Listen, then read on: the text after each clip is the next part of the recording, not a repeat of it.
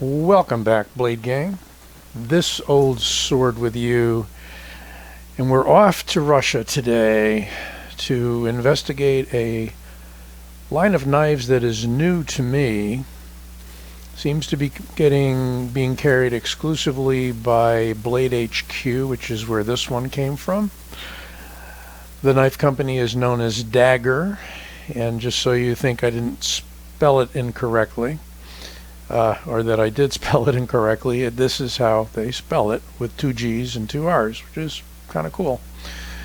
Unfortunately, this box is a little munged up on the corner, but I'm not especially worried about cardboard boxes, although they do make nice storage locations if you've got a lot of knives, and I've got a few.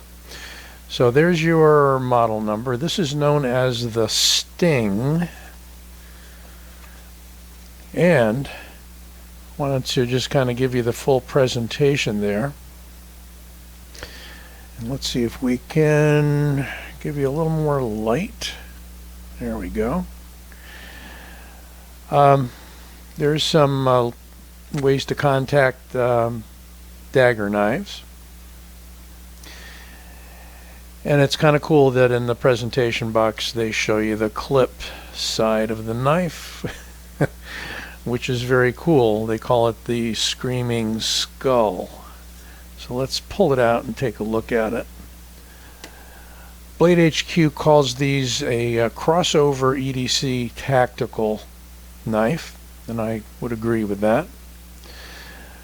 We'll open it up in a moment, but let's take a look at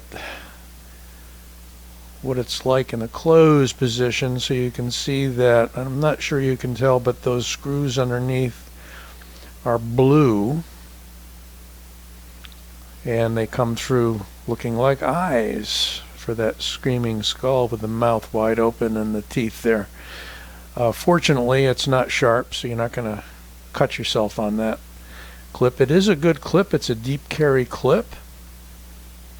This is a signature feature, this kind of cutout on the pommel end of the knife, but in this case they bridged it with a backspacer of G10 to form a lanyard hole, which is kind of cool.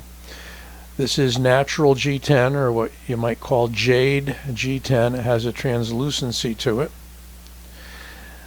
The hole opening is also shaped like a skull, which is cool. That's their signature, is the skull holes and clips on these knives. So, just like a Spyderco, you can flick it open, and there's the blade. It's an arrow-shaped blade. They call it a spear point. This one is kind of black-washed, I'd call it. There's the Daggerr brand, and this one is in D2.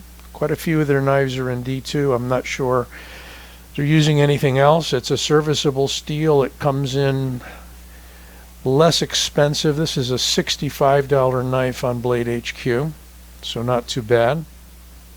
It's well constructed. It's a liner lock.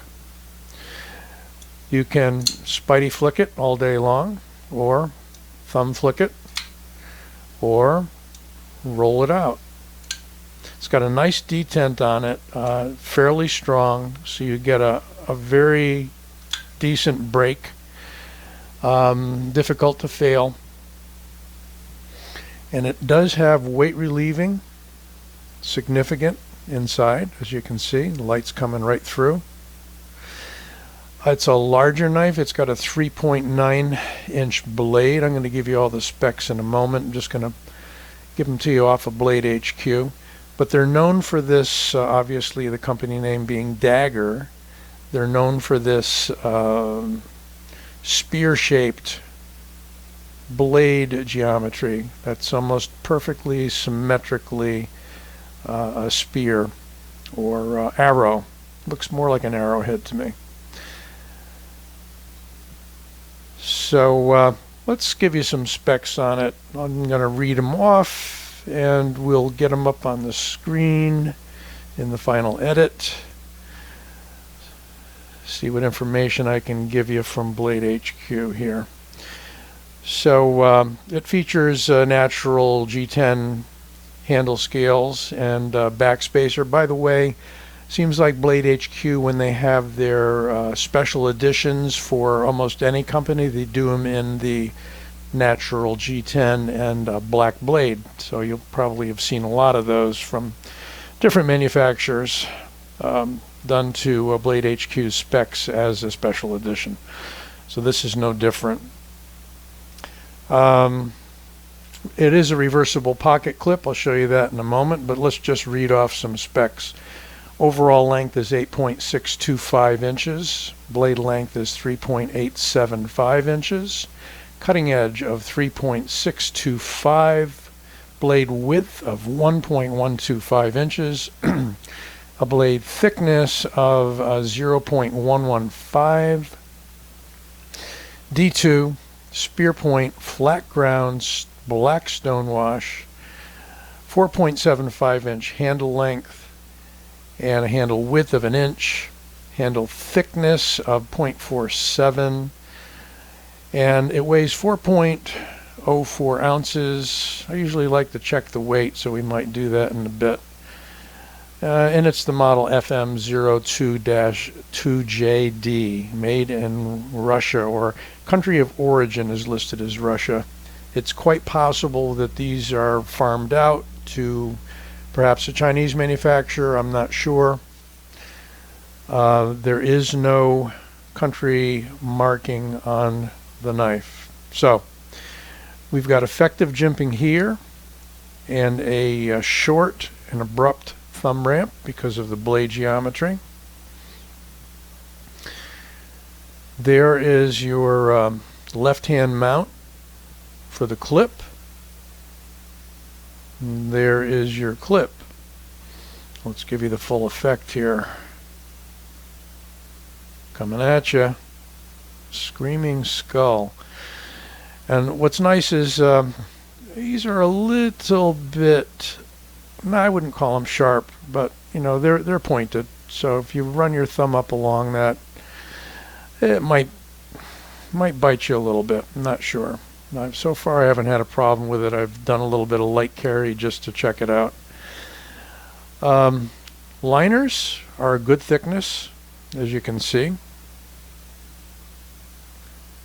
Liner lock is engaging, I would say, somewhere in the 30 to 40% range. T8 on both sides. I haven't tried loosening or tightening it, but you know, it came through pretty nice. I mean, it's not going to be a drop shut knife. Maybe you could loosen it up to that extent. I don't know that I'd want it to be. It's a lighter blade, lighter knife, and since we're talking weight, let's just double check them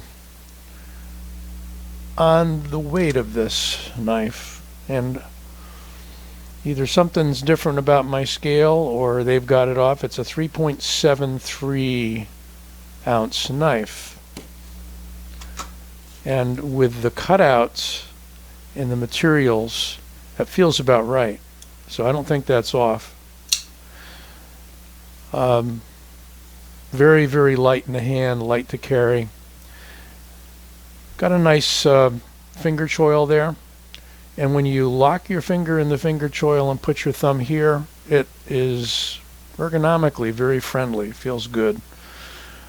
There you've got a rounded sort of pommel on the handle.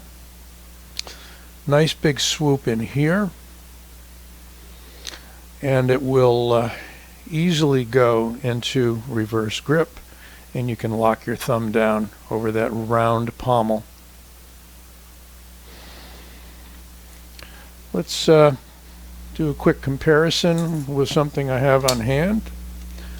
There's the Cayman that I'm carrying today from Off Grid. Cayman's a significantly smaller knife, with only about a little over a 3-inch blade, 3.2 I think, and a shorter handle. And let's size it up against the Griptilian, one of our standards here. So against the Griptilian, it's a little longer knife. as you might suspect. Maybe ½ inch longer overall. And let's put it up against the Freak today. And I would say it's very close to the same size, if not the exact same size as the Freak. One knife will be larger, which is the Ontario Rat 1. Not by much, though. So this is a longer but very light knife. So if you like the longer, lighter knives, the Sting might be right up your alley. And it does come in various handle colors and blade finishes. There are other models out there from Daggerr knives that you can see on Blade HQ. I think there's like 4 models altogether. One of them's got a wave opener built in.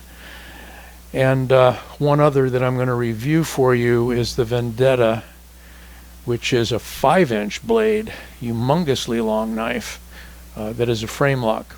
And we'll get to that somewhere up the line. But let me know what you think about Daggerr knives. I think it's well made, good serviceable, budgety friendly knife at $65. Yeah, I mean you could probably go a little bit lower and get the same or slightly better quality, but it's different.